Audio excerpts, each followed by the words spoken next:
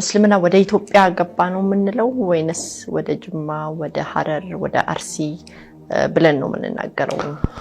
ዛሬ ላይ ቆሜ ስናገር ሁሉም የኢትዮጵያ አካል ስለሆኑ ኢትዮጵያ ነው የምለው። የነብዩ መሐመድ ሰለላሁ ዐለይሂ ወሰለም ተከታዮች ወደ ሐበሻ ሂዱ እንጂ ወደ ኢትዮጵያ ሂዱ የሚል ሐዲስ የለም። ዛሬ ላይ ግን ያ ቦታ የኢትዮጵያ አካል ስለሆነ ነው ያወራው ያለው።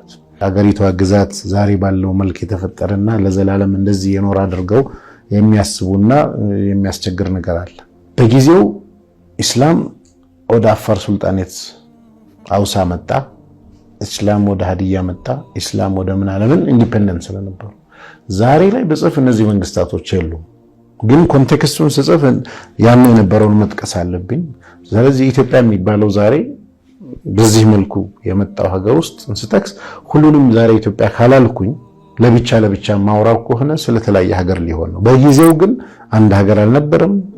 ጅማ ገባ፣ ሐረር ገባ፣ አክሱም ገባ ምናምን ነው። ራሱ እኮ በዚህ ኮንሴፕት ነው አንዱ ኢትዮጵያ ውስጥ እስልምና ነው ክርስትና ነው ቀድሞ የገባ እንዴ እስልምና ነው እንዴ ክርስትና ነው ሊባል ይችላል። ለምን ብለሽ ብትጠይቂ ክርስትና ቀድሞ የገባው አክሱም ነው። አብዛኛው የኢትዮጵያ ፓርት ደግሞ ሌላ መንግስት ነበር፣ ቀድሞ ደግሞ የገባው እስላም ነው። ስለዚህ ብለን ከጂኦግራፊና ከተለያየ ግዛቶች አንፃር ልናወራ የምንችልባቸውን አውዶች ስለሚፈጥር በዘመኑ ካየነው የተለያየ መንግስት ውስጥ ነው። ዛሬ ግን እንደዛ ብለን ማውራታችን ልክ ነው ወይስ ልክ አይደለም የሚለው ነው ሚዛን ማለት ነው።